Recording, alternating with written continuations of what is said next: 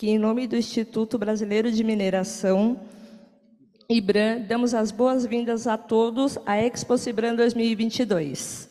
Eu sou Liliane Mello, mais conhecida como Lili, funcionária da Mosaic Fertilizantes, trabalho no departamento de Techs, com foco em planejamento tributário e estratégia de negócio, e atuo em comitês e pautas de diversidade e inclusão na empresa.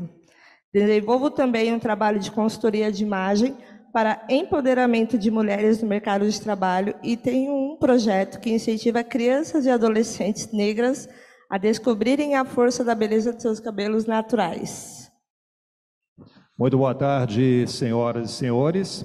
Eu sou Wagner Coxes, mestre de cerimônias, jornalista, e conduzirei essa cerimônia na companhia da minha colega Lili. Muito prazer, que é conterrânea, a gente veio de São Paulo, especialmente para esse evento, para conduzir conosco a abertura da Expo Cibram 2022. A Expo Cibram 2022 é considerada um dos mais relevantes eventos de mineração na América Latina.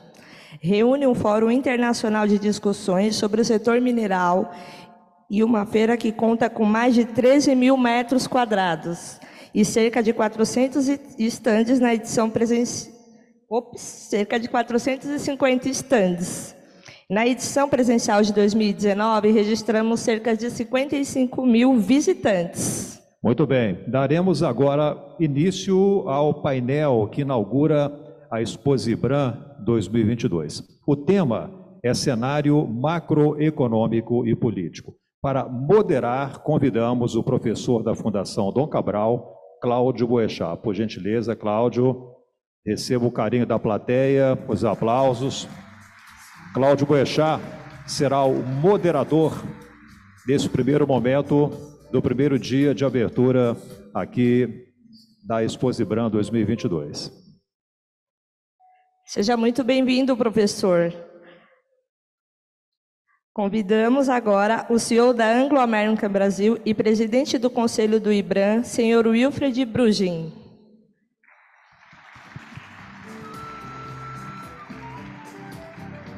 Muito obrigado também, Wilfred, pela sua presença.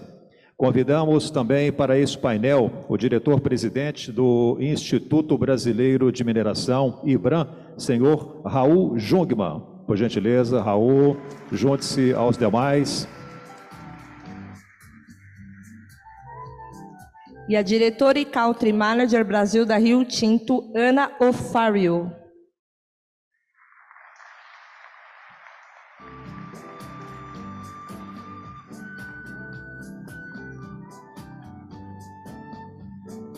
Muito obrigado, Ana, também pela sua presença. Convidamos ainda para esse painel o vice-presidente executivo de Jurídico e Tributário da Vale, senhor Alexandre D'Ambrosio. Por favor, Alexandre, queira subir ao palco também para participar do nosso primeiro momento. Também teremos, durante o nosso evento, a participação por vídeo do excelentíssimo senhor ministro das Minas e Energia, Adolfo Saxida, e da presidente da Mosaic Fertilizantes, senhora Corinne Rickard. Passamos a palavra agora ao professor Cláudio Boechat, para que dê início e conduza o nosso talk show. Boa tarde a todos. É com imenso prazer e satisfação que a gente recebeu o convite para fazer essa moderação e fazemos aqui em nome da Fundação Dom Cabral para esse painel, um talk show, na verdade, onde nós teremos abordagem do tema do cenário político e econômico, cenário político e econômico da mineração em especial, para agora e para o futuro. No futuro, nós não sabemos ainda qual a dimensão que nós vamos tratar aqui, vai ser uma determinação do público, né, dos participantes. Esse painel, é claro que nós consideramos a indústria da mineração em toda a sua grandiosidade, em especial no Brasil. No Brasil, nós temos perto de 10 mil empresas, a maioria formada por micro e pequenas empresas no setor, emprega mais de 2 milhões de trabalhadores, é responsável por um PIB significativo, do Brasil e, portanto, nós estamos tratando de um setor que é de vital importância, não só para o desenvolvimento do país, mas também para o desenvolvimento do mundo, né? Olhar esse setor dentro desse cenário nos parece fundamental neste momento em que várias transformações estão em curso, sejam decorrentes das condições impostas pela pandemia, sejam decorrentes das consequências da guerra que está ainda em andamento lá na Rússia e Ucrânia, com consequências bastante diretas no setor da mineração, né?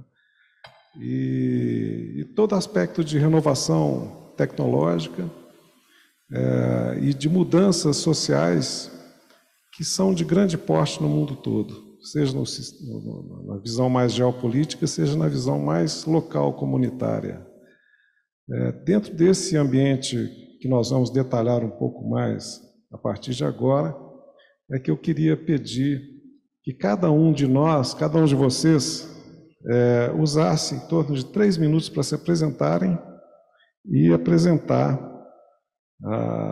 uma visão geral de em nome de que vocês estão falando, o que é a empresa, qual é a organização e quais são os grandes temas. É lógico que o tempo é curto e ele nos obriga a sermos sintéticos e bastante assertivos, e é esse o desafio, né? Então, eu começaria aqui pelo Alex, por favor. Obrigado, Cláudio. Obrigado a todos. Primeiro, de começar dizendo que eu não sou tributário mais, já fui, fui das ações corporativas e institucionais da Vale. Então, por isso que, embora eu seja advogado, apesar disso, eu sou uma boa pessoa. É importante deixar isso claro. E isso, o Raul já me conhece, é testemunha, né? Mas antes de iniciar, Cláudio e todos, primeiro eu agradeço muito a oportunidade de estar aqui. Eu queria começar registrando, em nome da Vale, em nome de todo o comitê executivo da Vale, o nosso respeito aos familiares das vítimas do rompimento da barragem B1 em Brumadinho, que foi em 25 de janeiro de 2019. Reconheço que existe hoje a presença da Associação das Vítimas de Brumadinho, representada na Associação Avabrum, e a eles e a todos vocês, é importante reforçar que nós continuamos trabalhando de forma incansável pela reparação dos danos que causamos, nós assumimos responsabilidade por isso, e estamos continuamente buscando soluções mais eficientes para a gestão de segurança das nossas barragens, e asseguramos a todos que jamais esqueceremos Brumadinho. Mas, Cláudio e todos, presidente, primeiro eu agradeço mais uma vez a presença, está aqui, é o ministro. Como vai, ministro? Prazer em vê-lo, desculpe que eu não tinha notado que o senhor já estava aí. Tá? Prazer em vê-lo. E muito feliz de participar, e especialmente por estarmos presencialmente, que depois de 2 edições virtuais, a possibilidade da gente finalmente se abraçar, conversar olho no olho é muito bom. É um prazer também encontrar velhos amigos e muitos novos. E queria começar chamando o meu ponto, Cláudio, nosso entendimento que o Brasil é um país de mineração, um país de mineradores, e isso faz parte da nossa história e, sem dúvida, faz parte do nosso futuro. E, especialmente com o novo ciclo de desenvolvimento, o Brasil precisa olhar para a mineração como um agente fundamental de transformação do próprio país, de riqueza e transformação. Nós vemos que a mineração sustentável, que é aquilo que nós representamos nesse setor, através do IBRAM, é uma referência, precisa ser uma referência, inclusive para outras indústrias. E nós podemos fazer isso. A mineração do futuro precisa colocar pessoas e segurança no centro e trabalhar com a pauta ESG como o cerne e o centro das nossas atividades. Então, para começar, eu digo isso. Obrigado, Cláudio. Obrigado, Alex. Eu queria dar a oportunidade, então, ao ministro Adolfo para fazer a sua apresentação mais de princípio, assim. 3 minutinhos, por favor. Alexandre, Adolfo, eu te peço 2 minutinhos para a técnica aqui. passaria para a Ana. Ana, por favor. Bom, boa tarde a todos. Primeiro, eu queria agradecer mais uma vez o convite de poder participar, de estar aqui. Como o Alex falou, é muito importante ter um evento presencial. Depois de tanto tempo que a gente ficou na tela, em eventos virtuais, é muito bom ver que todos somos reais, estamos todos aqui saudáveis. Queria agradecer também, enfim, o convite para participar desse painel específico da abertura. É um prazer estar aqui, poder participar com o IBRAM. Eu hoje trabalho como Country Manager da Rio Tinto para o Brasil. A Rio Tinto é uma empresa global de mineração, principalmente no setor de minério de ferro, cobre, alumínio. No Brasil, a gente não tem operações diretas, a gente opera por meio das nossas joint ventures, mas, de qualquer maneira, é muito importante para a Rio Tinto voltar ao IBRAM, poder participar desse diálogo do setor. A Rio Tinto, como empresa, nós tivemos que passar por um reset. A gente teve que voltar às nossas origens e buscar novamente um propósito em como a gente se relaciona, em como a gente dialoga com as comunidades, com os povos onde principalmente a gente atua. E isso é importante não só globalmente, nos diversos países em que a Rio Tinto está presente, mas também no Brasil. Então, para a empresa, e eu como porta-voz da empresa, fazer parte desse diálogo em um país tão importante para o setor mineral como o Brasil é de extrema importância. Lembrar e destacar a importância do setor de mineração na transição energética e no mercado de baixo carbono, do desenvolvimento no progresso humano é de extrema importância. Então, participar aqui desse evento hoje, poder falar sobre isso, é muito especial. Obrigada. Obrigado, Ana. Bill. Bom, pessoal, boa tarde a todos. É uma imensa alegria estar de volta aqui na Expo IBRAM. É uma feira de proporções enormes, uma troca de conhecimentos, rever amigos, colegas, fornecedores, estudantes, jornalistas, os mais diversos stakeholders, para a gente passar aqui 4 dias falando sobre os desafios, mas mais importante, falando sobre as oportunidades que o setor de mineração tem. Eu sou um entusiasta pela atividade mineral, pelo setor, por tudo que a mineração pode fazer para contribuir para um mundo melhor, e vou terminar me apresentando, né? Então, eu sou o Bill Wilfred Bruin, nome mais formal, presidente do Conselho do IBRAM, fazendo uma dobradinha com o nosso ex-ministro Raul Jungmann, na presidência do IBRAM, e sou também presidente da Anglo American aqui no Brasil. A Anglo American é uma empresa global, com sede em Londres, mas com atividades em diversos continentes, países, nos mais diversos minerais, portanto, tem a mineração como um elemento-chave e uma busca cada vez mais por um mundo mais verde, por um mundo mais saudável, um mundo mais feliz. Obrigado, Bill. Raul, presidente do IBRAM. Boa tarde a todas e a todos. Gostaria de saudar inicialmente o ministro Saxida, que participa remotamente aqui conosco. Saudar o presidente do nosso conselho de administração, que é o Bill, está aqui, a Ana, e o Alex, e você também, que faz aqui a nossa mediação. Este é o maior encontro do setor mineral da América do Sul, e um dos maiores das Américas. E que bom que nós estamos podendo realizar isso presencialmente, podendo conversar, podendo dialogar, podendo reencontrar, como disse aqui o Bill. Nós temos algumas ambições nesse encontro. O primeiro delas é nos firmarmos como um setor líder na área da sustentabilidade, na área da preservação, na área do respeito às comunidades, buscando sempre uma licença socioambiental daqueles que estão no nosso entorno mais amplamente e também em termos, evidentemente, de respeito ao meio ambiente, no momento em que a gente vive uma crise climática de dimensões globais. Em segundo lugar, nós queremos ser também referências em termos de diversidade, da participação de todos, da inclusão de todas e de todos dentro.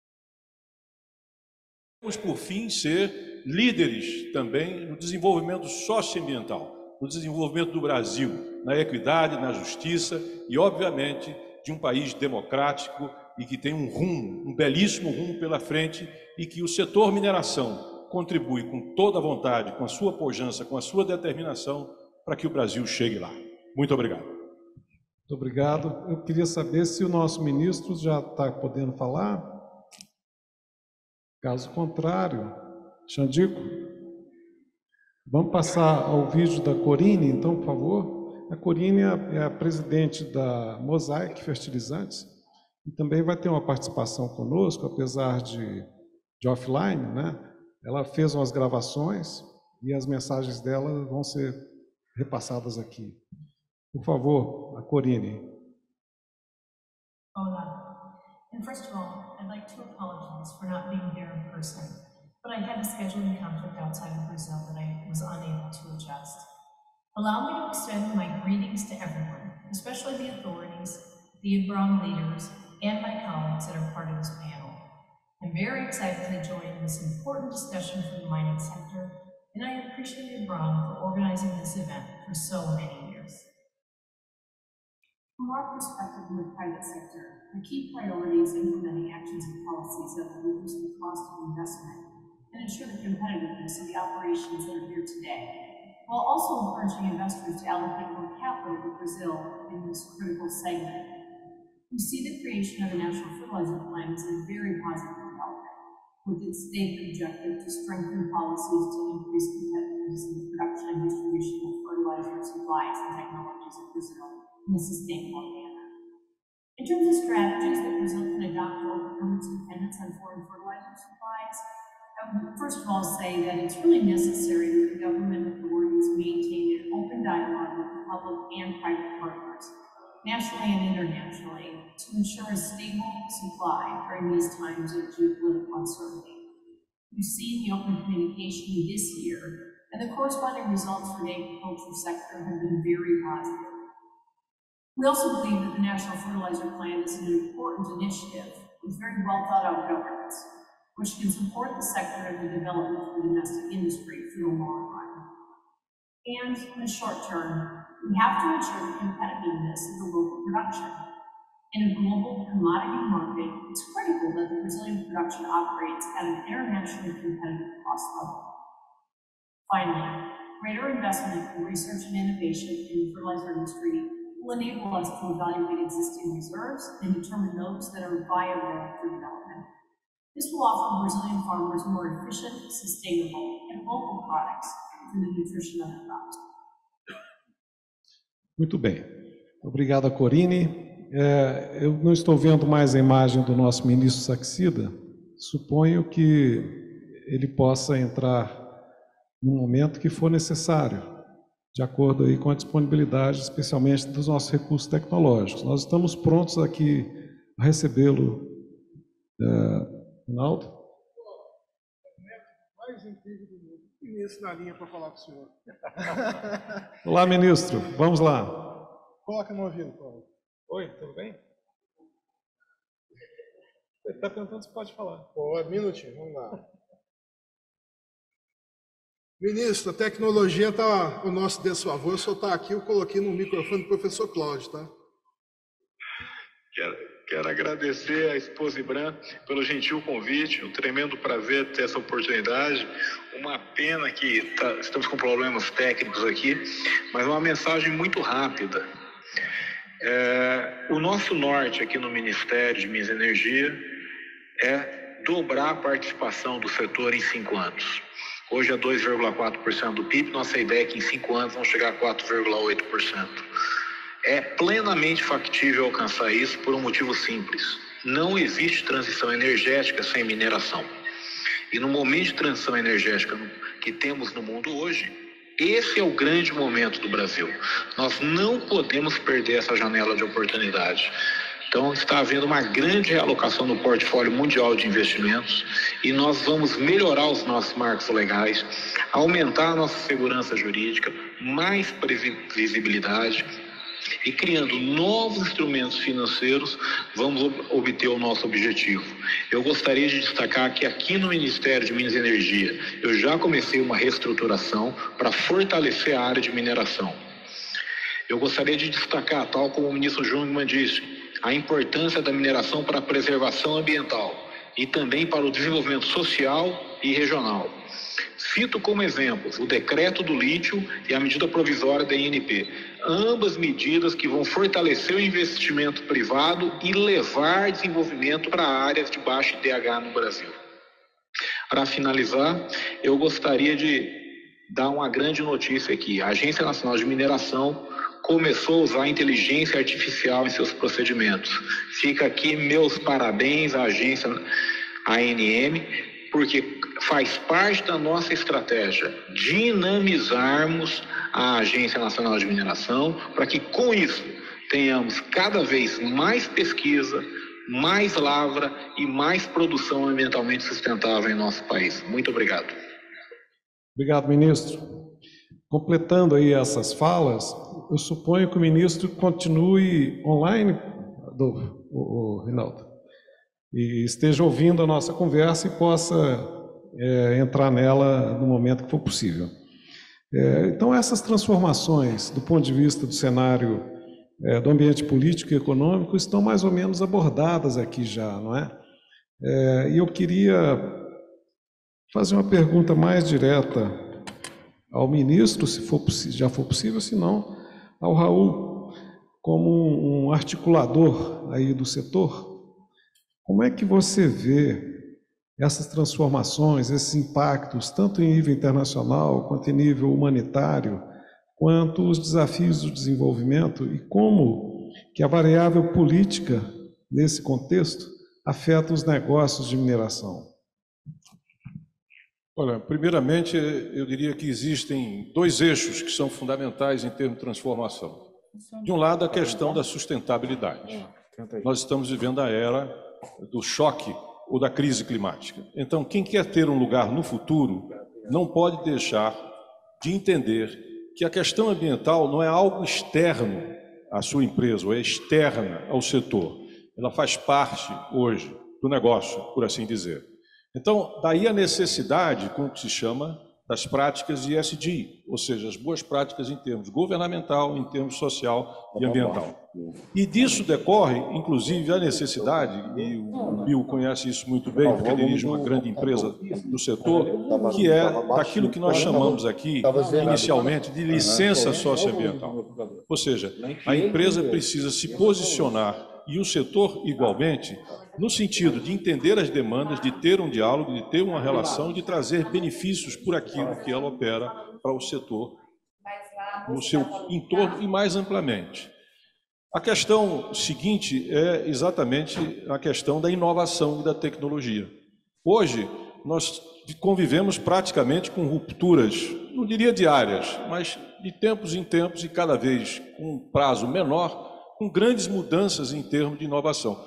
O ministro falava ainda há pouco de inteligência artificial, né?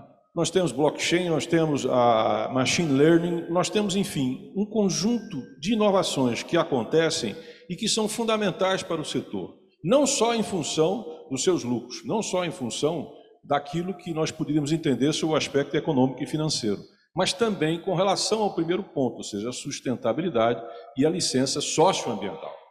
Então, esses são dois eixos que eu diria que são fundamentais e decisivos. E eu diria, são eixos globais. Não são eixos apenas do Brasil, por assim dizer, mas são transformações e mudanças que caminham juntas e que impactam o setor.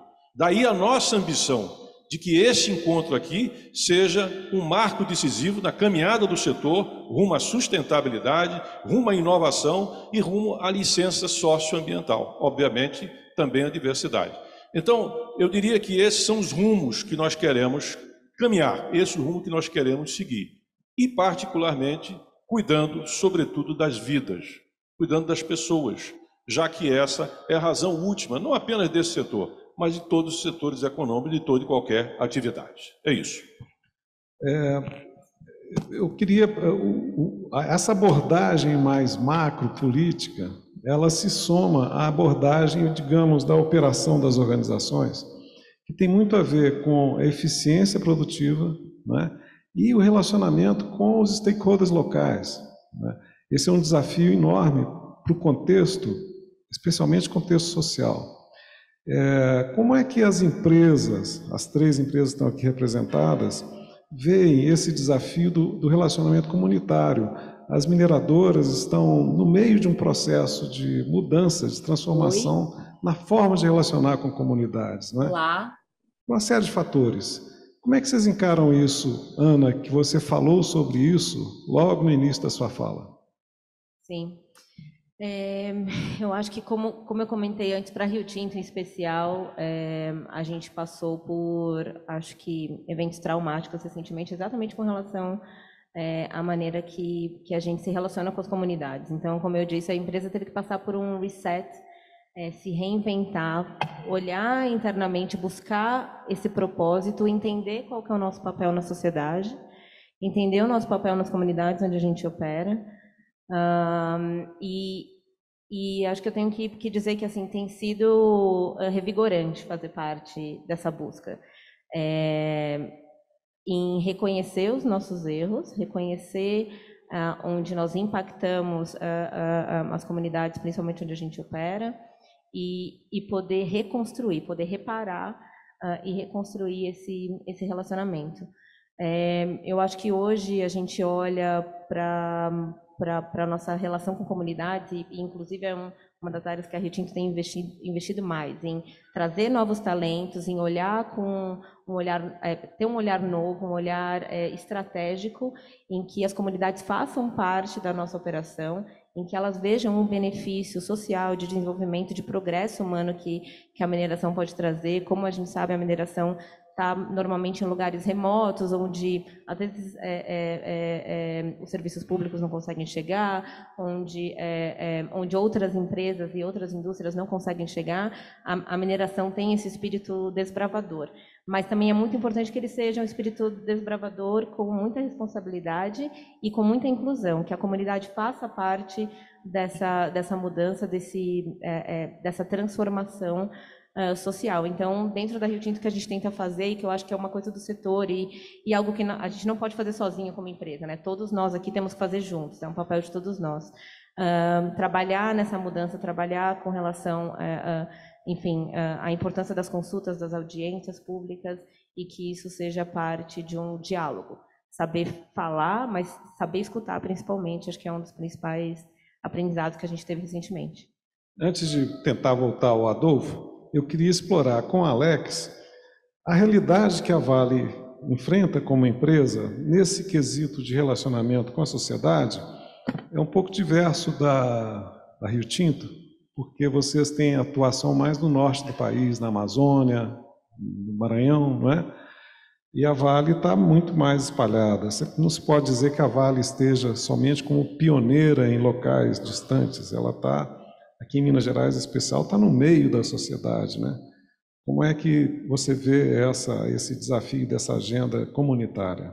Obrigado, Cláudio. Primeiro, pegar o gancho no que a Ana disse, porque acho que a fala da Ana poderia se aplicar para nós, desde a tragédia que nós vivemos em Brumadinho. A Vale fez um reset, uma tentativa de se reinventar, de reconhecer a importância da escuta ativa da comunidade, e nós temos investido muito em construir relacionamentos com as comunidades em que atuamos, movidos por o propósito, Cláudio, de deixar um impacto positivo nas comunidades em que atuamos. Agora, não basta você dizer, eu vou deixar um impacto positivo, porque eu crio empregos, porque eu pago tributos. Tem mais do que isso. Nós temos que escutar as comunidades em que atuamos para saber o que representa para elas o impacto positivo. Então, a gente está falando muito hoje de inovação. Inovação é um dos temas mais importantes hoje da nossa pauta, mas inovação não é só tecnologia, não é só trazer novos equipamentos, os tratores elétricos, coisa assim, não é só isso. Inovação é na maneira também de se relacionar com a comunidade. Isto é uma inovação, especialmente para esse setor. Eu acho que é um setor que historicamente teve dificuldade em escutar e, infelizmente, passamos por uma tragédia sem precedentes. Reconhecemos que somos responsáveis por reconstruir essa relação. E temos investido muito nisso, tanto em relacionamento com comunidades, tentando construir canais de escuta e buscando sempre escutar primeiro antes de agir. A Anglo American Bill, ela tem uma tradição de gestão dessas relações com comunidades que é bastante reconhecida, né? É uma reputação muito boa, especialmente em nível internacional. Como é que você vê essa questão? E aí, tentando puxar um pouco com a visão de longo prazo, como é que vocês pensam que a indústria da mineração deveria lidar com esse relacionamento, pensando num prazo um pouco mais longo? Olha, Cláudio, a Anglo American tem 105 anos de existência, começou na África do Sul, até hoje tem uma presença marcante na África do Sul, com uma grande participação não só na economia, como na vida das comunidades que circundam, que são próximas às operações. E esse DNA nós trouxemos também para o Brasil há mais de 50 anos atrás, quase 50 anos atrás, ano que vem fazemos, e sabemos que cada operação nossa, ela vem depois que uma comunidade já se desenvolveu, é elaborada, portanto, nós chegamos como hóspedes. E temos que bater na porta, com muita humildade, com muita gentileza, com muito respeito a essa comunidade, e buscarmos desde o primeiro momento um diálogo, como foi muito bem colocado aqui pelos colegas panelistas. E, acima de qualquer coisa, gerar uma relação de confiança. Eu acho que isso é a base de tudo. E isso só acontece, só se desenvolve na medida em que nós, com as nossas ações, as nossas atitudes, a nossa forma de ser e a transparência acima de qualquer coisa, construirmos essa relação de confiança. Eu acho que no mundo atual, cada vez mais, é importante que nós, mineradoras, estejamos de portas abertas para a comunidade, ou seja, não há o que se esconder absolutamente nada. Mostrar como a atividade mineral se dá, quais são as ações que podemos fazer para melhorar a vida das pessoas nessas comunidades de forma genuína, seja no campo da educação, seja no campo de desenvolvimento de negócios, né? E como o Alex muito bem colocou, pagamos os nossos tributos? Pagamos, né?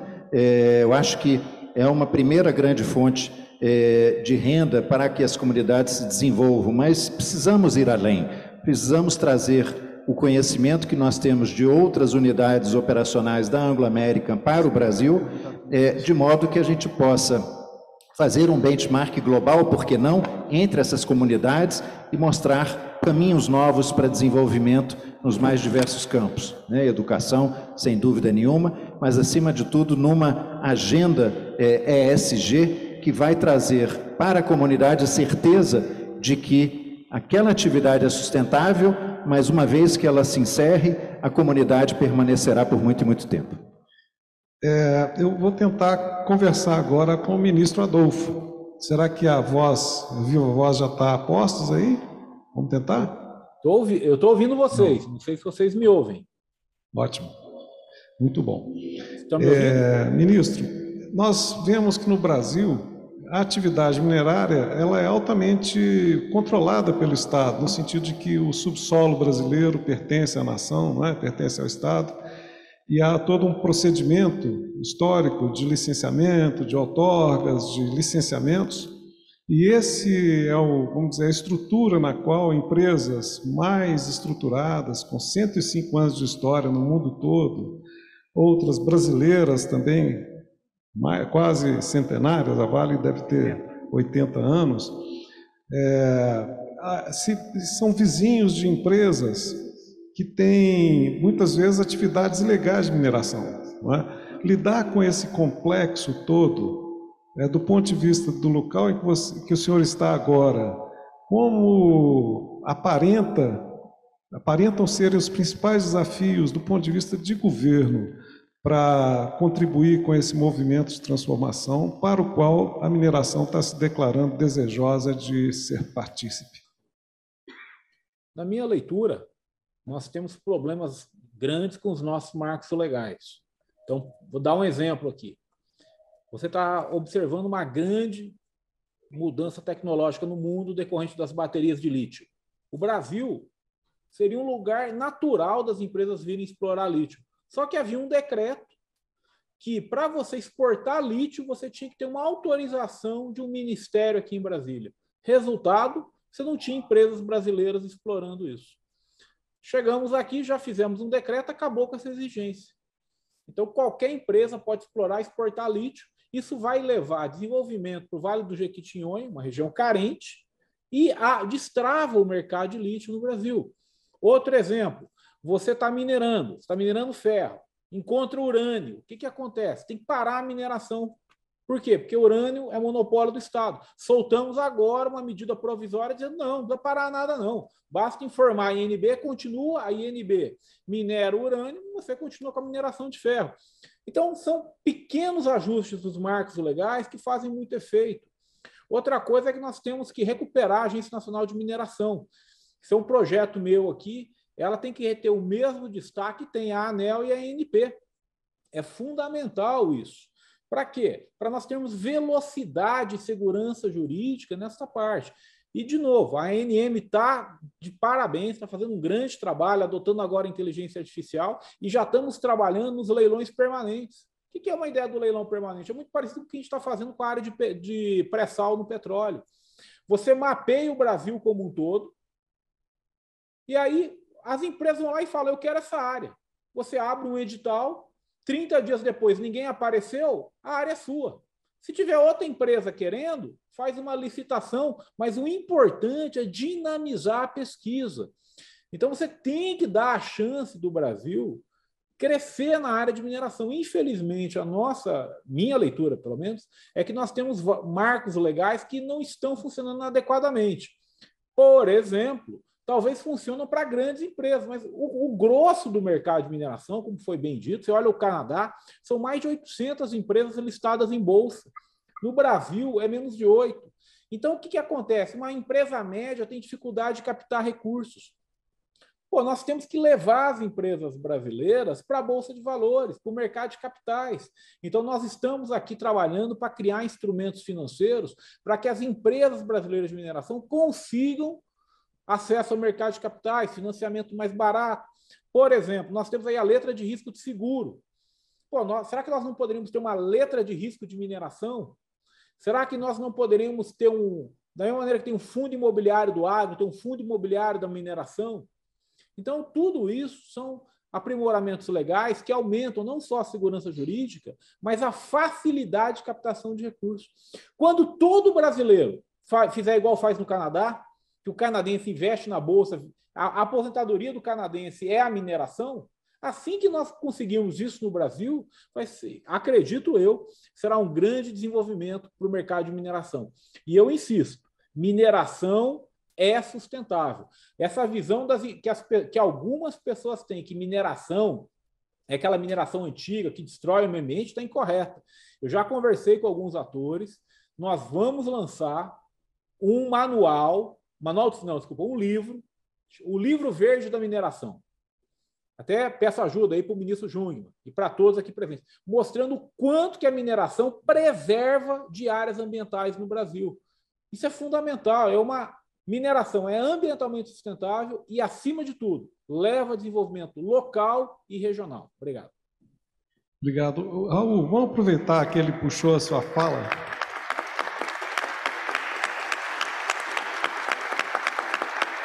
Ele puxou a sua língua aqui para falar um pouco desse projeto, do Livro Verde, e eu queria, então, te estimular a falar um pouco sobre como você vê o setor, então, com o IBRAM fazendo uma articulação setorial, para que o Brasil tenha no seu setor de mineração efetivamente um ator de ponta, puxando o desenvolvimento socioeconômico do Brasil com o aspecto de sustentabilidade.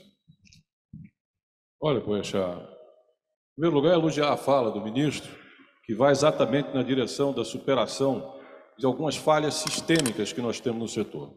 Que falhas são essas? Uma, ele se referiu ao crédito e investimento.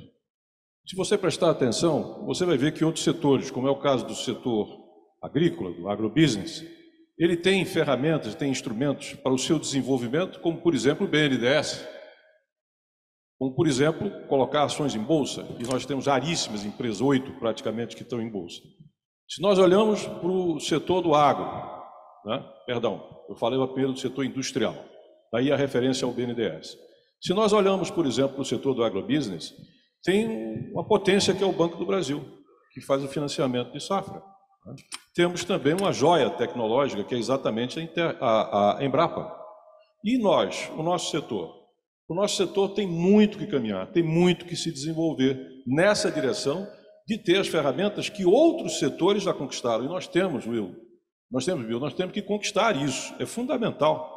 Este é um setor que faturou no ano passado 339 bilhões de reais, que recolheu 117 bilhões em termos de impostos e 10 bilhões em termos de royalties.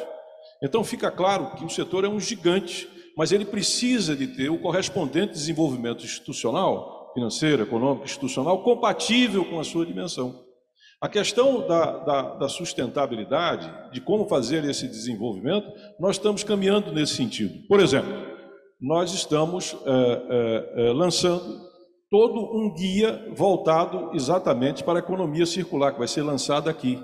Vamos lançar também um guia do relacionamento com as comunidades, o relacionamento socioambiental, criando exatamente um padrão de relacionamento para visar essa participação que foi aqui tão promovida e colocada. E nós temos uma preocupação também, num sentido muito mais amplo, que é a questão da vida. Ainda esse ano, qualquer cidadão brasileiro vai poder, no seu celular, saber a situação das barragens do setor. Vai saber se tem algum risco hidrológico, vai saber se nós vamos ter chuvas intensas, vai saber qual é a zona de alto salvamento, vai saber qual é a rota de fuga, enfim. É o setor caminhando no sentido da transparência e da responsabilidade, em termos sociais, em termos ambientais, em termos com a vida. Porque nós entendemos que não há lugar no futuro, e repito, se o setor não caminhar. E ai daquele que pensa que isso não se reflete sobre o mercado, sobre lucros, sobre capacidade de investimento.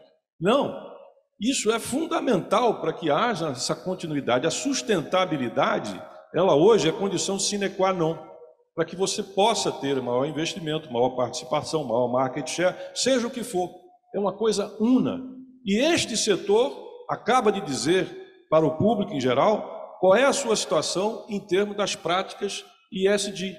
Ou seja, este setor hoje é líder de todos os setores no Brasil em apresentar como é que ele está trabalhando a questão ambiental, a questão social e a questão de boas práticas de governança. Demonstrando como é que nós estamos fazendo uso da água, da energia, como é que nós estamos trabalhando em termos de transparência, como é que nós estamos trabalhando em termos de diversidade. Este setor tem a pretensão de liderar a sustentabilidade em termos dos demais setores do Brasil. Porque isso tem a ver não apenas com a questão da própria empresa, o seu desenvolvimento, Bill, e o seu investimento, mas tem a ver com o futuro da própria mineração.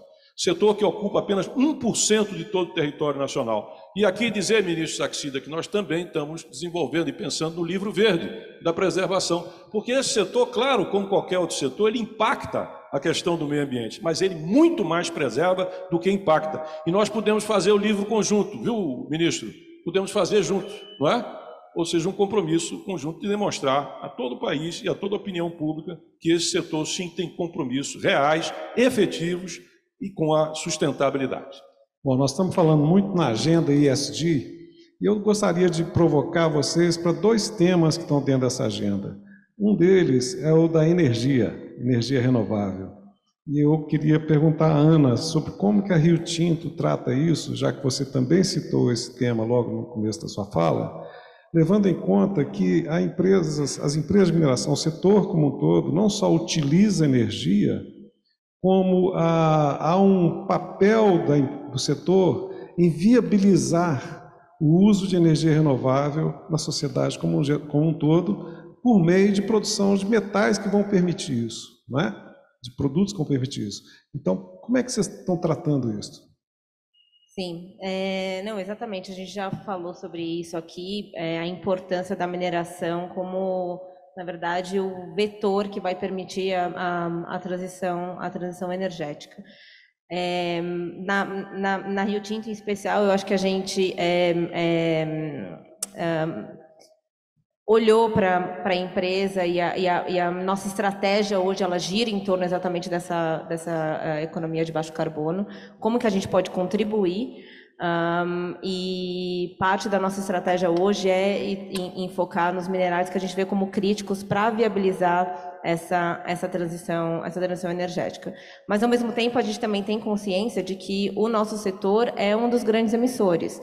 Então, que a gente tem uma lição de casa, a gente tem que olhar internamente e faz parte também buscar a eficiência energética. Como sabe, a Rio Tinto está no alumínio, então o alumínio é, né, um dos grandes emissores, né, é muito intenso em energia. Então, a gente tem um papel hoje em nos aliarmos, não só grandes nomes do setor, aos nossos clientes, aos nossos fornecedores, para buscar soluções em conjunto, buscar tecnologia, investir muito em tecnologia. Hoje a Rio Tinto tem mais de 7 bilhões de dólares que vão ser focados de investimentos focados em decarbonização.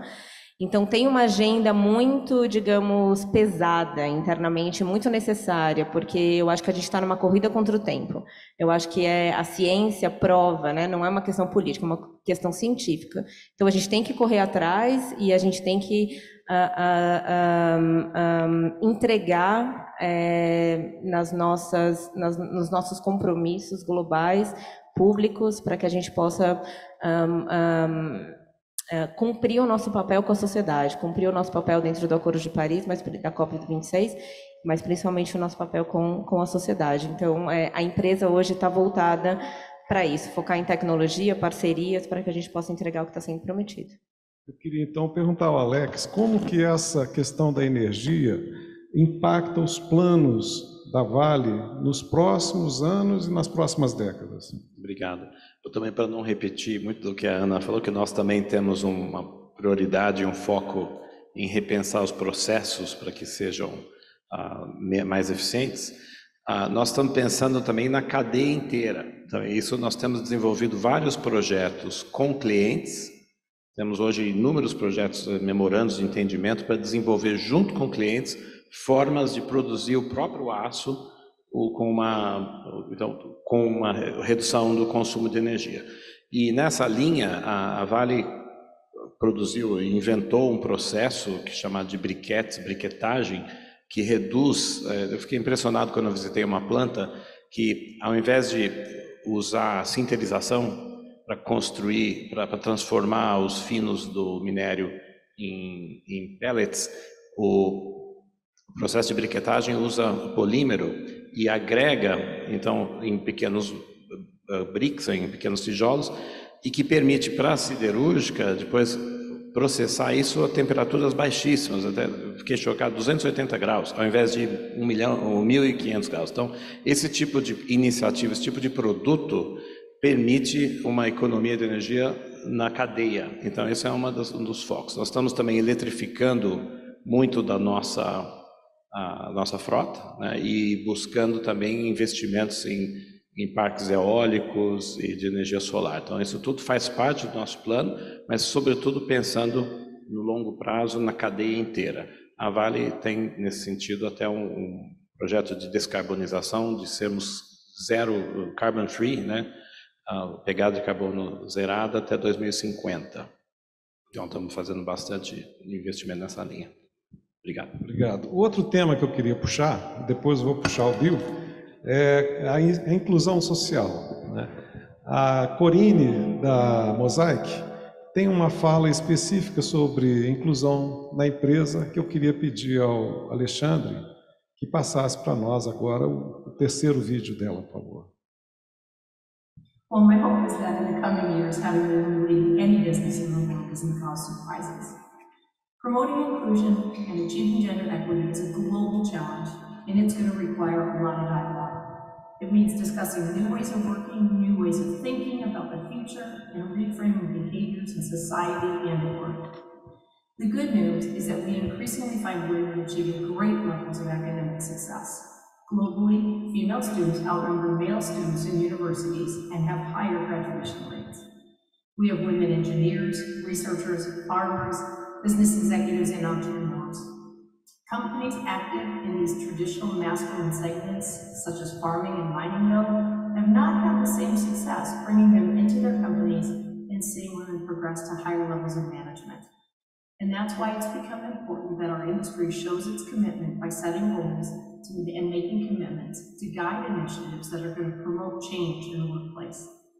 Mosaic Fertilizantes, for instance, is a signatory to the UN Global Compact's Equity as a Priority target, which is to have 30% of our leadership positions held by women by 2025. We're also signatory to the Women in Mining and lead a Bronze work group on diversity and inclusion. But I still get asked, how can we attract and retain more talented women to our industries? And I always say, first, we have to offer equal opportunities, from hiring to promotion. We need to encourage diverse talent and offer fair and transparent compensation. And we need to question the unconscious biases about what a leader looks like. We must ensure that everyone is welcome in the workplace and that their voices are included and truly heard. As managers, we need to learn how to recognize inspiring and talented people for their real skills without judging them based on factors that are not relevant to their leadership capability. And we can never forget that while we're evaluating women for their skills to progress in our industry, they are evaluating us for the culture we establish in our companies and for our leadership. They're looking for organizations where women are treated fairly when it comes to opportunities and promotions. So we need to start changing our organizations quickly, or we risk losing some great talent. Muito bem. A fala da Corine demonstra um compromisso voluntário, semi-voluntário, mas uma auto-vontade de fazer uma mudança importante nesse aspecto da inclusão, especialmente a inclusão feminina. A Lili está ali como representante desses interesses, né? E, Bill, lá na sua empresa, como é que repercute essa questão? Olha, Cláudio, nós estamos, na verdade, essa semana iniciando o que a gente chama internamente do programa Everyone, né? Todo mundo. Ele está na 4ª edição, são eventos anuais, onde temos uma conscientização para todos da importância da inclusão e da diversidade. Isso vem desde a nossa matriz, a própria característica da Anglo-América, mundialmente falando, né, de transcultural, né? Nós temos operações na Austrália, na África do Sul, aqui na América Latina, no continente europeu, fazemos inclusive mineração no Reino Unido, por incrível que pareça, né? Mas acontece.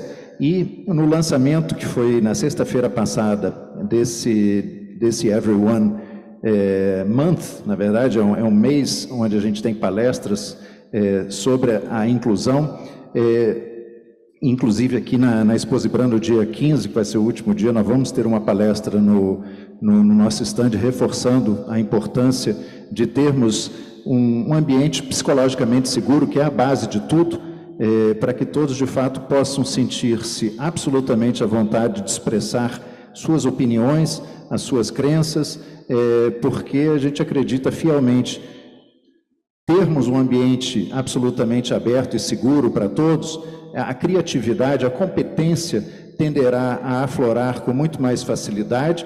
Isso é um ganha-ganha. A gente traz a oportunidade de trabalho para todas as pessoas, independente de qualquer raça, gênero, preferência sexual e outras categorias que temos, para que todo mundo possa, de fato, dar o seu melhor, né? E em termos de liderança na nossa companhia, com muito orgulho, a gente pode falar hoje, na diretoria da companhia, nós temos, entre 10 membros, nós temos 4 mulheres. E isso traz uma dinâmica diferente.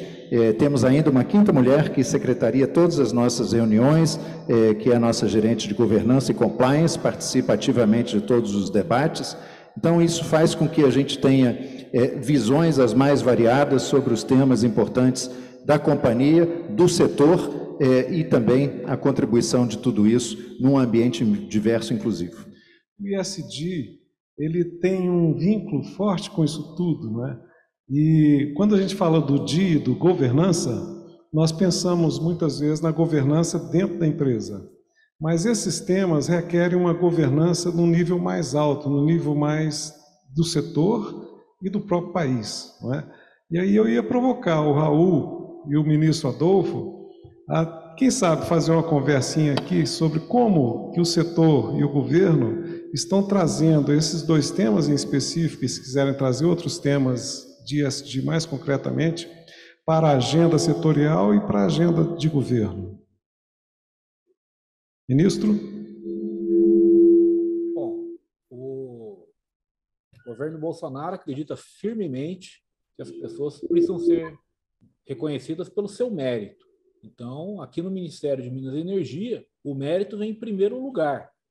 Honestamente, eu não olho absolutamente nada além da capacidade técnica. Eu olho a habilidade, a técnica e a capacidade de cada um.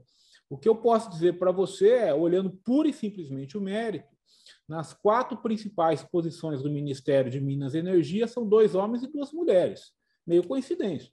Então, a posição mais de destaque que você pode olhar é a minha assessoria jurídica. Talvez a principal posição do Ministério. É a doutora Ana Carolina. A pessoa mais próxima do ministro, que é o chefe de gabinete, é a doutora Aline Dantas. Então, eu acho que mais do que falar é fazer. Nós aqui olhamos única e exclusivamente a capacidade técnica. E nas 4 principais posições do Ministério de Minas e Energia, nós temos 2 mulheres e 2 homens. Mas, de novo, o presidente Bolsonaro ele é muito enfático nisso. Temos que olhar a capacidade técnica, independente de preferências ideológicas ou qualquer uma que seja. Então, eu acho que o melhor é isso. Em vez de falar, é fazer. Então, é só vir aqui olhar, você vai ver que essa agenda aqui, nessa parte, está muito bem estruturada. Na parte ambiental, eu acredito que nós temos que evoluir, principalmente no mercado de capitais. Eu acho que as mineradoras brasileiras, elas, não só brasileiras, mas no mundo todo, elas às vezes são um pouco discriminadas, porque dá a impressão que toda mineradora destrói o meio ambiente. Então, nós tínhamos que ter um xizinho ali, um asterisco na Bolsa de Valores, mostrando, ó, essa mineradora aqui, ela segue as regras ESG. Então, com esse selo, você consegue captar recursos a uma taxa muito mais eficiente, muito mais baixa. Então, acho fundamental isso. E, por fim, na agenda social, eu acredito firmemente que a mineração ela é a maneira por excelência de incluir localidades menos favorecidas no grande desenvolvimento nacional que acredito que está vindo com essa questão da transição energética. Então, nós temos várias localidades que são pobres e a mineração, por excelência, é a maneira de levar desenvolvimento para essas áreas. Obrigado.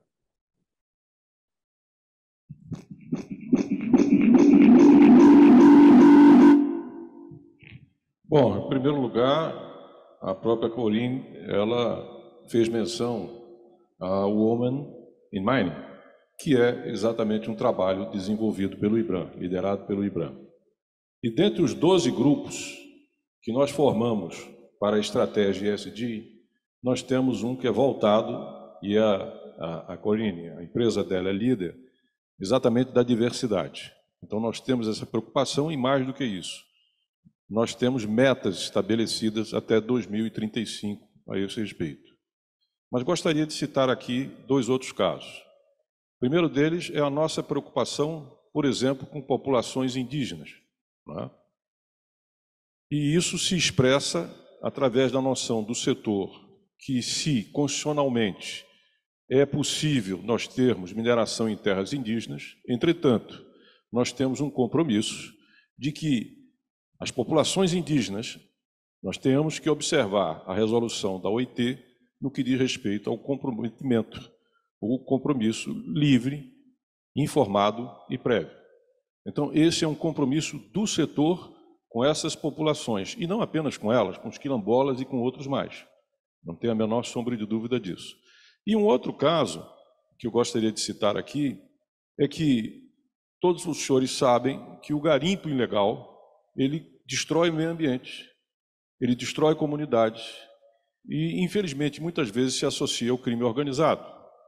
E isso, às vezes, ou muitas vezes mais, é associado com a reputação do setor. Então, o que é que nós fizemos?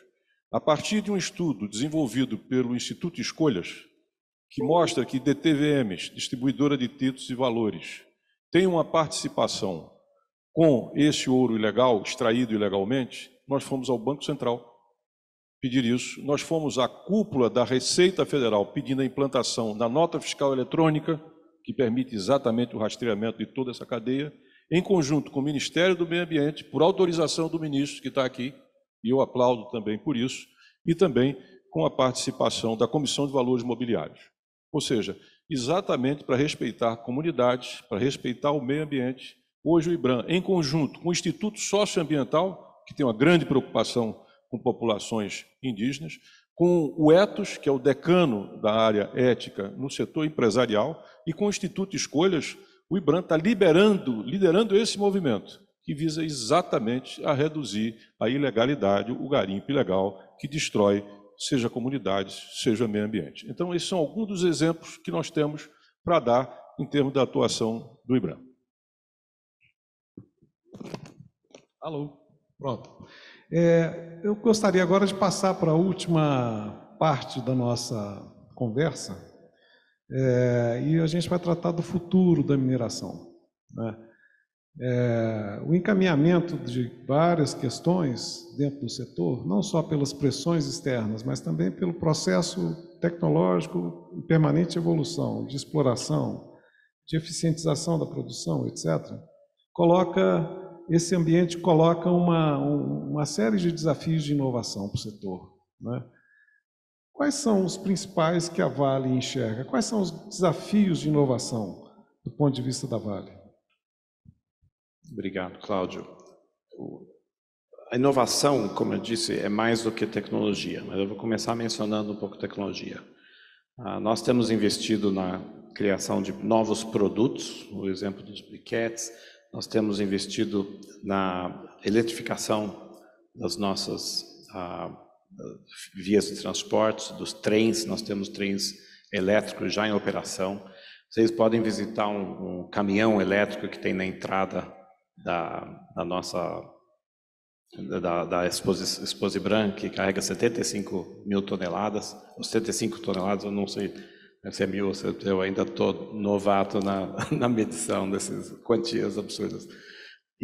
Mas tem inovações nessa frente tecnológica, existem muitas, e nós estamos investindo, estamos procurando cada vez mais sermos mais eficientes, mais eficazes e mais próximos também dos objetivos do meio ambiente. Mas eu queria, se me permite, falar de outros tipos de inovação.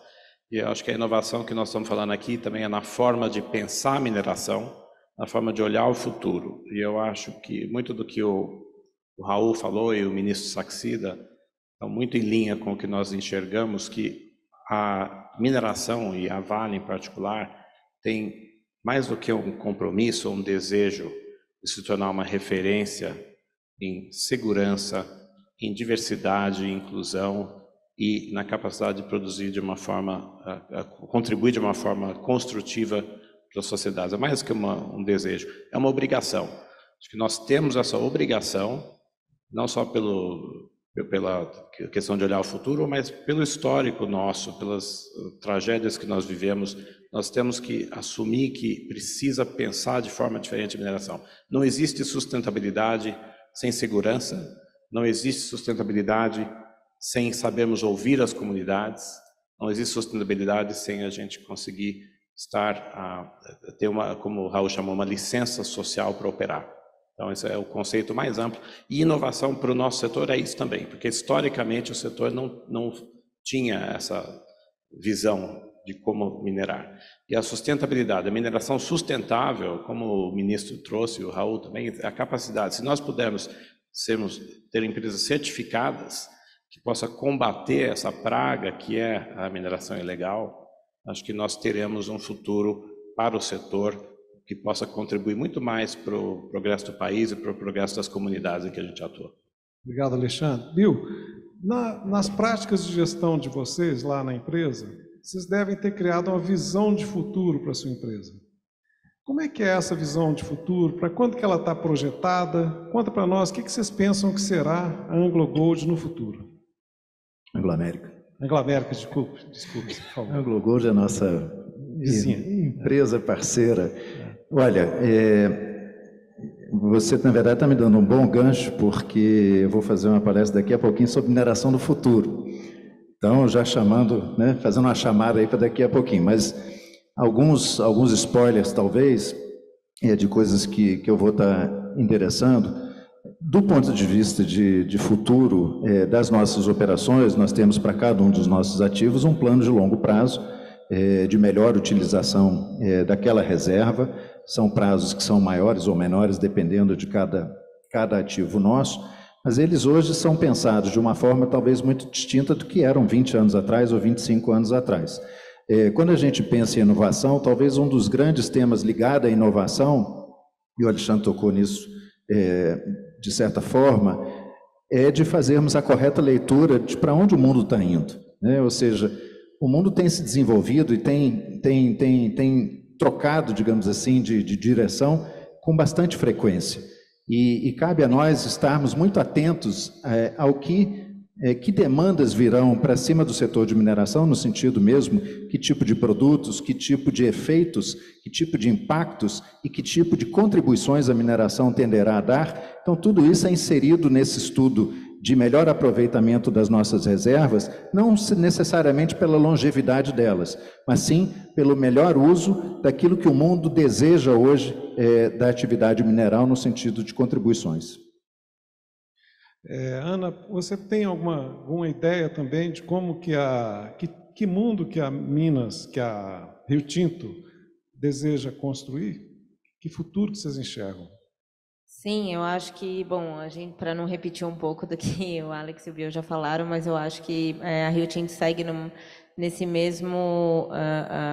mesma toada, né, de buscar formas mais eficientes de fazer o que a gente já faz há muitos anos, tanto na mineração quanto na indústria do alumínio. Tem diversas tecnologias que a Rio Tinto tem investido, principalmente dentro da área do alumínio, da área do cobre, mas também uma das coisas que a gente comentou, que é com relação a buscar soluções inovadoras dentro da cadeia de valor.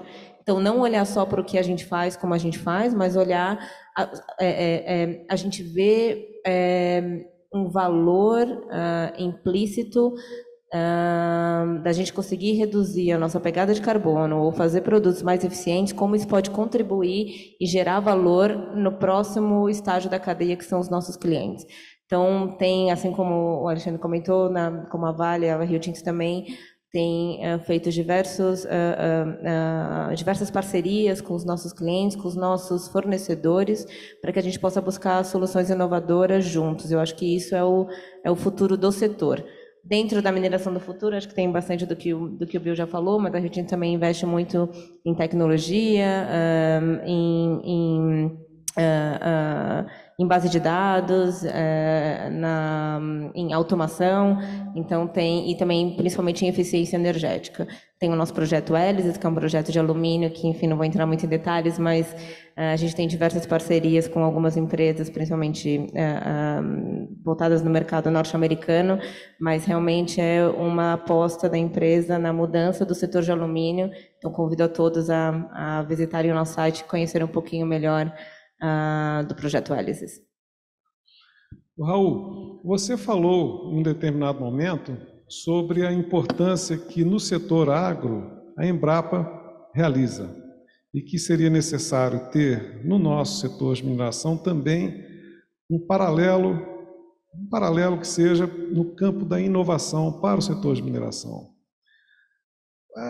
O IBRAM está levando adiante o esforço do Mining Hub. Ele poderia ser considerado uma tentativa de encaminhar esse tipo de ambiente no setor? Eu acho que no sentido da inovação, sobretudo a inovação relacionada com tecnologia da informação, sem sombra de dúvida. O Mining Hub, que espacialmente está localizado aqui em Belo Horizonte, é o primeiro hub aberto de inovação que você tem setorial, não só no Brasil, mas por aí afora.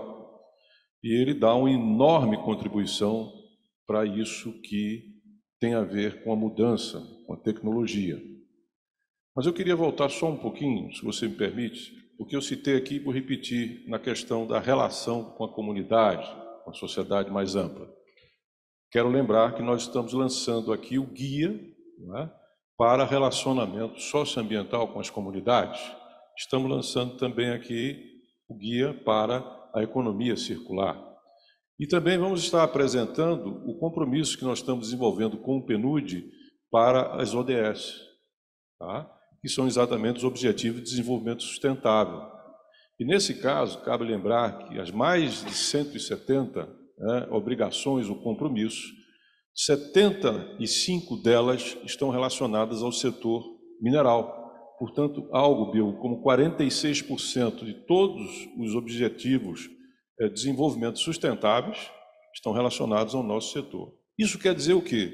Estamos destinados à sustentabilidade. Não há nenhuma alternativa. Quando, a partir dos anos 80, nós aceleramos o processo de globalização, e quando nós também aceleramos nesse processo, né, a inovação, né, tecnológica, e temos também um salto, um acúmulo em termos de educação das populações, países e nações, fica evidente que nós temos uma sociedade muito mais conectada, interconectada, muito mais educada e, obviamente, muito mais cidadã. Então, a possibilidade de encarar uma empresa apenas pelo que ela representa em termos econômicos, ou mesmo em termos de imposto de pessoal, é uma consideração obsoleta, vencida. Nós temos que entender agora que nós vivemos num mundo conectado, nós vivemos num mundo muito mais educado, onde as informações fluem com muito mais rapidez e velocidade e onde as pessoas se organizam para defender os seus direitos.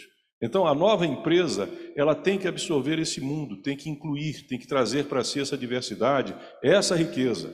E não apenas porque isso é um label, por assim dizer, um penhor. Não, é porque isso é uma necessidade do mundo atual e, sobretudo, futuro. Se nós não conseguimos escrever a história do Brasil sem passar pela mineração, sem passar por Minas, pelo século XVIII, entradas, bandeiras, a primeira lavra aqui desenvolvida em Sabará, que faz com que a capital saia de Salvador e venha para o Rio de Janeiro, que se gera o acúmulo que impacta em Portugal, impacta na própria Inglaterra, ou seja, no seu desenvolvimento na Revolução Industrial, nós temos que entender que o futuro, a continuidade desse setor tão importante, sem o qual não se conta a história desse país, tem a ver exatamente com respeito ao meio ambiente, com respeito à vida. E este é o compromisso fundante, esta é a âncora desse encontro, que tem 13 mil metros quadrados aqui de exposição, que tem mais de 500 expositores que aqui estão presentes conosco, e, evidentemente, com essa plateia que está aqui, que nos honra e que nos dá muita alegria. Muito bom. Eu queria pedir o último vídeo da Corine, por favor, em que ela vai falar sobre essa visão de futuro do setor de fertilizantes. The future of mining includes an effort to develop new technologies and bring innovation into our operations, providing mining with the highest operational safety levels using interconnectivity, digitization, and automation of operations. We're going to see increasingly efficient processes, especially as it relates to our ESG criteria. The mining industry is in the midst of great transformation and is investing substantially in innovation and sustainability throughout all of our operations. The industry is working to reduce CO2 emissions in a number of ways, such as the development of new processes, which can reduce our impact of our operations, expanding efficient infrastructure for transporting our products, and applying new technologies and keeping up with process automation. Mosaic Fertilizantes has the privilege of participating in the complete cycle, mining ore from the earth, transforming it, and bringing it back to the soil as nutrients for plants and animals. And while we do this, we're always in the pursuit of solutions that reinforce our commitment to safety, operational excellence, reduced waste, and delivering products that boost agricultural yields and promote sustainability. Adopting good environmental, social, and governance practices in mining can bring a lot of benefits, mitigating the impact on the environment, reducing our carbon footprint, improving worker conditions, and reducing risks of accidents and safety. Engaging with communities that are close to our sites, we need to have transparent management practices in all of our operations. The future of mining and the new technologies being developed will improve our industry and help guide improvements of all of our company's operations. Obrigado, Corine. Eu vou abrir agora, com a fala do ministro Adolfo, uma rodada final de manifestação de cada um dos que estão aqui, para passar a sua mensagem final, mas eu gostaria de provocar o ministro a falar um pouco sobre esse aspecto da inovação do setor da mineração, né? O que o governo está pensando como política de Estado para estimular, para provocar, para apoiar as inovações dos diversos aspectos que foram aqui falados no setor da mineração. E, em seguida, por favor, passar a sua mensagem final. Bom, quero agradecer novamente a Exposibran por essa oportunidade. Eu gostaria de começar dizendo que nós temos a CPR Verde, foi um instrumento financeiro desenvolvido pelo governo atual, e eu estou vendo o interesse da Vale de ser neutra em emissões. Ora, para que ficar procurando soluções, às vezes, que não se adequam ao Brasil? Vamos ajudar a CPR Verde. É uma maneira de você remunerar os produtores, os agricultores, os estados que cuidam do meio ambiente. Então, eu convido a Vale e todas as mineradoras a conhecerem a CPR Verde. Eu acredito muito no poder dos instrumentos financeiros. Quando nós verificamos as grandes diferenças do Brasil para a Austrália, para Canadá, por exemplo, eu acredito que as maiores inovações que nós podemos fazer estão nos nossos marcos legais. São, com todo respeito, mas são marcos legais muitas vezes que não estimulam o investimento privado, não estimulam a pesquisa. Por exemplo, existem áreas no Brasil que estão há 30 anos paradas. Então, ali, ninguém pesquisa. Para que você está segurando tanto tempo uma área assim? São áreas de verdadeiros tamanhos de estados inteiros. Então, acredito que um novo marco legal que estimule a pesquisa, que dê o devido retorno à pesquisa, que seja mais rápido na hora de começar, do começo do processo até o final, claro, respeitando toda a área ambiental, é a melhor e maior inovação que nós podemos fazer para o setor de mineração no Brasil. Se você contar para alguém que entre começar um processo, você pedir um direito de lavra e até você começar efetivamente a lavrar levam 14 anos, isso me parece um tremendo problema para o nosso país. Então, eu tenho atacado muito essa área com a ajuda da ANM, e aqui eu quero também agradecer o Serviço Geológico do Brasil. Nós estamos trabalhando em parceria próxima ao SGB para recuperar essa importante instituição, para que cada vez mais amostras, mais conhecimento sejam disponibilizados ao público. Então, eu entendo que, às vezes, o setor ele fala assim, poxa, eu queria um programa de estímulo à mineração. Eu entendo isso. O que a minha experiência mostrou é que, geralmente, programas de estímulo direcionados, eles favorecem uma ou duas grandes empresas, mas não todo o setor. O que eu me proponho a fazer à frente do Ministério de Minas e Energia são aprimoramentos horizontais, melhores marcos jurídicos, mais segurança jurídica, mais previsibilidade, porque, com todo o respeito, as grandes empresas, elas conseguem se virar. O problema do Brasil não está nas grandes empresas, está que nós estamos com dificuldade das pequenas e médias empresas terem sucesso na mineração. É isso que nós temos que desenvolver. Nós temos que criar espaço para a média empresa brasileira ter acesso à bolsa, para pequenas empresas brasileiras, startups, começarem a estar nesse mercado de mineração também. Então, respondendo a sua pergunta de maneira muito direta, eu acredito que investir em marcos legais e criar novos instrumentos financeiros vai dinamizar a inovação. Por quê? Porque a inovação é feita a nível de empresa. O que a empresa precisa é da segurança jurídica adequada para investir. E é isso que eu trabalharei aqui à frente. Eu quero finalizar destacando que há um mês atrás eu recebi 250 organizações aqui no Ministério de Minas e Energia, separadas em mineração, óleo e gás, planejamento energético e energia. Qual era a ideia? Ouvir do setor privado quais são os marcos legais que nós podemos melhorar para dinamizar o investimento privado, o crescimento do emprego e da renda no Brasil. De posse disso, nós estamos trabalhando especificamente no setor de mineração em várias propostas legais para melhorar a mineração no Brasil. Um exemplo disso, tão logo eu cheguei aqui, eu coloquei o direito do uso de lavra como garantia, está lá no PL 4188. Então, tão logo se aprove o novo marco de garantias, as mineradoras vão poder usar o direito de lavra em garantia, e nós sabemos a vantagem disso. Isso gera mais crédito e menos taxa de juros para todo o setor. Então, fica aqui o compromisso de toda vez que for para trabalhar em marcos legais horizontais, mais previsibilidade, mais segurança jurídica, podem contar com o Ministério de Minas e Energia nessa parceria, e agradeço a todos os meus colegas por ter essa oportunidade de conversar com vocês. E fica o convite, vamos conhecer a CPR Verde. É um instrumento voluntário de preservação, de pagamentos por serviços ambientais. Acredito que será o grande instrumento que vai poder levar não só a sucesso uma agenda sustentável, mas também uma agenda social. Muito obrigado. Eu queria... Muito obrigado.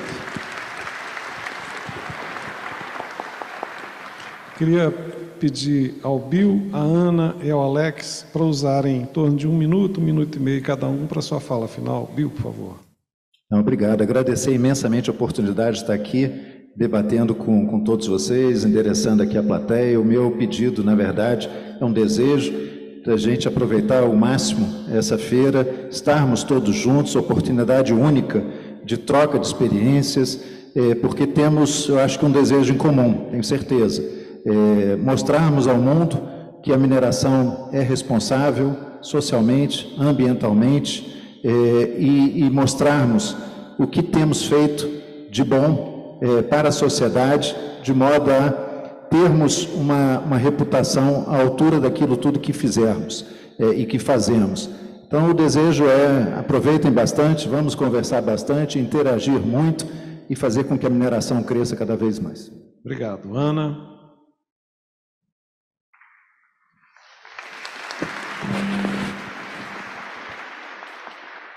Bom, obrigada. Eu vou tentar ser rápida só para complementar. Acho que o Bill já falou tudo. Acho que todos nós aqui temos esse propósito em comum. Todos nós sabemos o potencial mineral do Brasil. Todos nós sabemos a diversidade geológica que o nosso país tem, a nossa matriz energética. E o investimento de mineração ele é um investimento de longo prazo. Ele vem para ficar por décadas. Ele interage com a sociedade, com o meio ambiente em que ele está inserido, ele gera riqueza e emprego durante décadas, e eu acho que esse diálogo, que essa oportunidade que a gente tem de estar aqui novamente, de maneira presencial, mas também de maneira virtual, e que a gente tem esse diálogo para que a gente mostre a agenda mineral do Brasil, o trabalho que o IBRAM tem feito, é de extrema importância. A gente, como acho que participantes do setor, estamos extremamente felizes de poder participar e de poder conversar e juntos desenharmos novamente essa agenda positiva para o setor. Então, queria só agradecer mais uma vez pelo convite e pela oportunidade de estar aqui. Nada. Alex? Obrigado, Cláudio. Bom, esse aqui é o talk show que abre a feira, então é para colocar, eu acho que um pouco o esquenta do que será toda essa exposição nos próximos 3 dias. Eu acho que ficou muito evidente que o tema é sustentabilidade e inovação. Sustentabilidade visto de um foco muito amplo. E só lembrando que a Vale foi escolhida a 2ª empresa mais inovadora do Brasil no Prêmio Valor esse ano. E isso é só um exemplo de que este setor que nós estamos é um setor que pode inovar e por isso temos a responsabilidade de ser referência em todas essas frentes que a gente está falando. E uma das nossas, por exemplo, além da inovação em eletrificação, redução de carbono, tem inovação sobretudo para aumentar a segurança. E segurança é um dos fatores mais graves e mais importantes que o nosso setor tem que enfrentar. A inovação que nós aplicamos à segurança, além de inovação tecnológica para monitoramento de barragens, monitoração, também veículos autônomos. Nós temos hoje inúmeras minas que são operadas sem a presença de pessoas. Isso tudo faz parte da questão de segurança. E eu queria, se me permite, o moderador, o Cláudio, o presidente e o ministro, mais uma vez reconhecer a presença da Associação das Vítimas de Brumadinho, lembrar que nós temos uma responsabilidade muito grande de nos tornarmos uma empresa cada vez mais segura. Quero agradecer a presença da Avabrum e demonstrar o nosso respeito profundo pelas vítimas, pelas famílias e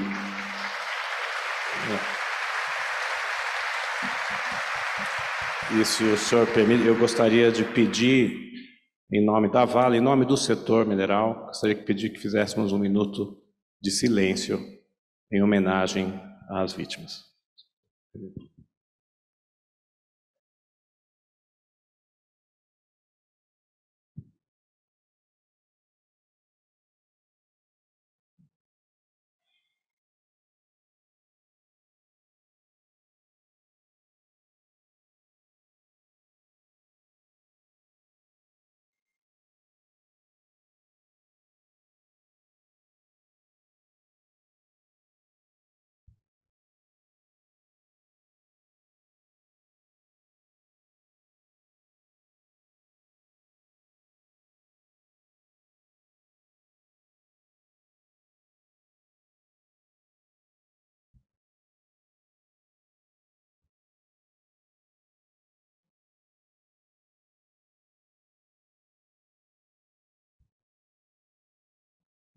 Obrigado.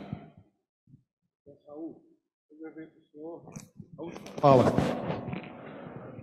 Muito obrigado.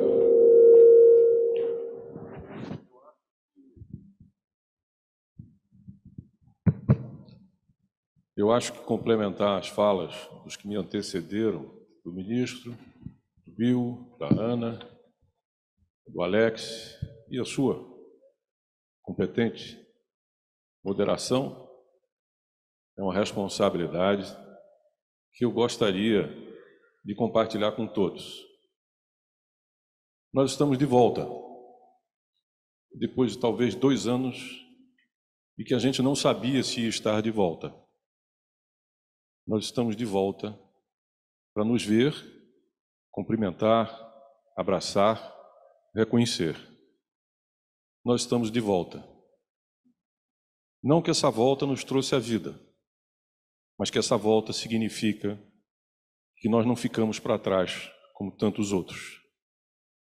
E que esse reencontro, ele tem a marca, o significado do compromisso com a vida, do compromisso com a ciência, do compromisso de uns com os outros, que é o fundamental e que faz que a gente viva em comunidade, com respeito, com compromisso, com alegria. E que a gente transforme isso, daqui, em todos os lugares, num compromisso com a vida, bem maior. E, em particular, além disso, com compromisso com as novas gerações. Nós não podemos e não devemos legar àqueles que virão depois de nós um mundo pior do que nós recebemos.